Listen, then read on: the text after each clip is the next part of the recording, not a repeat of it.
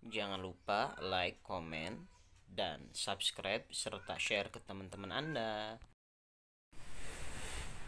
Bismillahirrahmanirrahim. Assalamualaikum warahmatullahi wabarakatuh. Alhamdulillahilladzi hadana lihada wa ma kunna linahtadiya laula an hadanallah. Asyhadu an la ilaha illallah wahdahu la syarikalah wa asyhadu anna Muhammadan abduhu wa rasuluhu alladzi la nabiyya ba'da. Ilahi anta maqsudi wa ridhaka matlubi a'tini mahabbataka wa ma'rifataka. Allahumma ftah lana bi futuhil arifin.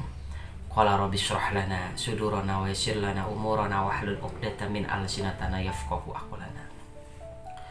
Ikhwan dan ikhwati fillah yang sesungguhnya dirahmati oleh Allah Subhanahu wa taala. Kadang ketika kita meyakini suatu ayat di dalam kehidupan kita, bahkan kalimatnya, salah satu contoh ketika kita berdoa kepada Allah, tanya dalam hati kita, masih adakah keraguan? Rata-rata mungkin kenapa doa kita belum diijabah oleh Allah, ada keraguan ketika kita berdoa pada Allah, seolah-olah bertanya, apakah doa kita akan diijabah atau tidak? Apakah doa kita akan benar-benar diterima oleh Allah atau tidak? Maka kalimatnya, buatlah keyakinan di dalam hati kita agar yakin kepada Allah Subhanahu wa ta'ala. Karena hakikatnya adalah bahwasannya ketika kita berdoa kepada Allah, ketika kita meminta kepada Allah dan keyakinan itu muncul dalam hati kita, maka frekuensinya, keyakinan terhadap ayatnya harus lebih dari keyakinan kita bahwasanya doa kita akan terkabul oleh Allah Subhanahu wa ta'ala. Lisensi Allah jelas. Wa qala rabbukum ud'uni astajib lakum. Maka Tuhanmu telah berkata kepada kamu, berdoalah kepadaku, kata Allah, aku yang akan menjamin segala permintaanmu akan kuijabah, akan kukabulkan, akan kuberikan. Maka keyakinan kita terhadap ayat ini adalah keyakinan yang harus lebih dari permintaan kita kepada Allah. Maka konsepnya, lesensinya, dan Allah sudah pasti akan menerima setiap doa yang dipanjatkan oleh kita kepada Allah. Tetapi ini permasalahan, banyak orang yang salah memahami dalam artian tawakal di sini. Mereka telah berdoa kepada Allah tetapi ikhtiar tidak dilakukan.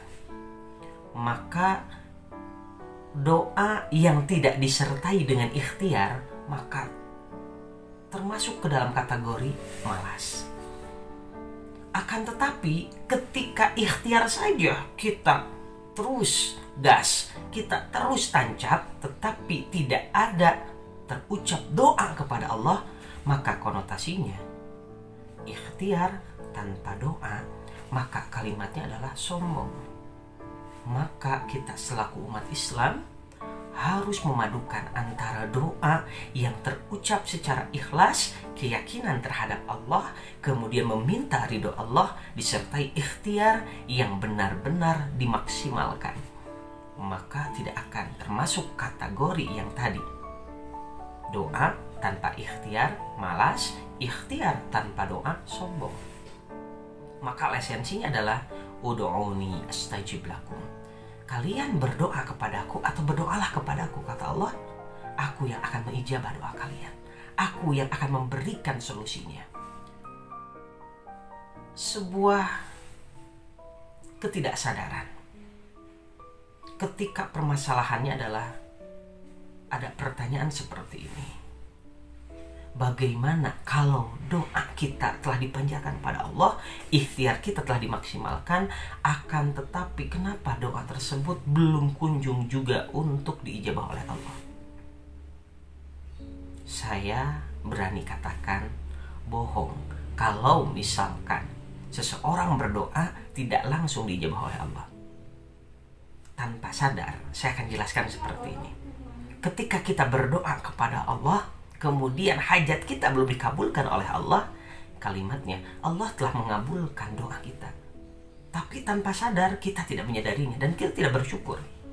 Apa bukti bahwasannya Allah mengabulkan doa kita? Allah mengabulkan doa seseorang ketika Allah berikan kesabaran di dalam hatinya selama ia menunggu doanya dikabulkan oleh Allah. Itu adalah jawaban dikabulkannya setiap doa hamba kepada Allah. Allah berikan kesabaran di dalam hatinya sehingga dia tetap sabar untuk menunggu doa itu dikabulkan. Kalau misalkan tidak bersabar, bisa jadi murtad, bisa jadi berpindah agama, bisa jadi kalimatnya tidak mau beribadah lagi kepada Allah. Tetapi kesabaran tersebut masih kita bisa mengaji, masih kita bisa bersyukur, masih kita bisa beraktivitas, masih kita bisa berpikir sesuatu hal yang positif. Maka kalimatnya adalah itulah terkabulnya doa yang pertama dari setiap hamba yang berdoa kepada Allah. Allah berikan kesabaran. Kemudian ketika doa kita dikabulkan, maka Allah berikan rezeki kepada kita. Tetapi makna rezeki itu tidak cukup hanya halal, tidak cukup yang namanya terhindar dari yang haram. Tetapi kalimat rezeki yang barokah itu konsepnya adalah bukan seberapa banyak harta yang kita dapatkan, bukan seberapa banyak harta yang kita pamerkan, dan bukan seberapa banyak harta yang kita habiskan. Tetapi rezeki barokah itu adalah seberapa banyak rezeki yang kita beri manfaat kepada orang lain. Berarti kalimatnya adalah sesuai dengan hadis, khairun nas anfa'uhum linnas. Sebaik-baik manusia adalah yang bermanfaat bagi manusia yang lain. Dan itulah konsep rezeki yang barokah. Maka suatu saat kita meminta kepada Allah, kemudian Allah memberikan rezekinya, demi Allah hidup kita akan tenang. Maka kalimatnya, guru saya pernah berpesan, lafaz la ilaha illallah itu ibaratkan seperti benteng yang ada di dalam hati kita. Maka kalimatnya, kenapa setiap orang selalu melakukan maksiat, selalu berkata kotor, selalu berpikiran kotor, bahkan melakukan amalan-amalan yang selalu dilarang oleh agama, bahkan dilarang oleh Allah dan Rasulnya?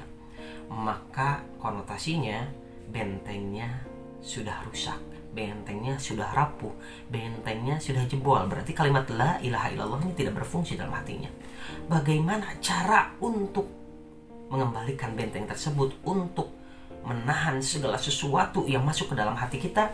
Maka kalimatnya adalah ambil air wudhu, segera mandi taubat, kemudian segera untuk sholat taubat. Setelah itu zikir la ilaha illallah itu bukan hanya di mulut, tetapi tanamkan dalam hati. Karena kalimatnya talqin zikir, yang namanya bimbingan zikir itu bagaimana kebiasaan kita sebelum kita menghadapi sakaratul maut. Wallahu a'lam bishawab, wallahu a'lam bimuradi. Saya Al-Fakir. Jangan lupa like, komen, dan subscribe serta share ke teman-teman.